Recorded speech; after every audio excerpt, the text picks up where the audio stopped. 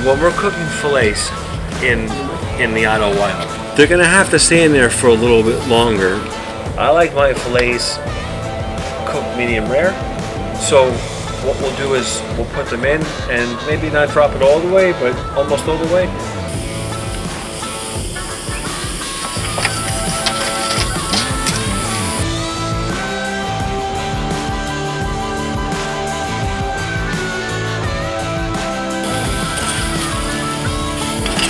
Why is she on a while?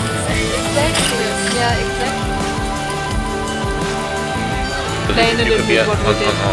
Here, on the outside.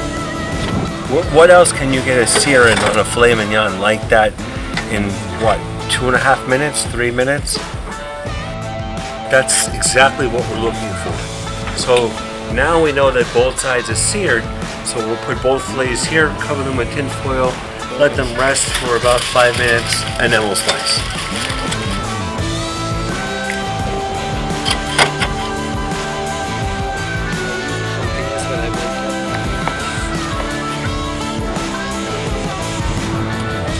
Graba tortilla.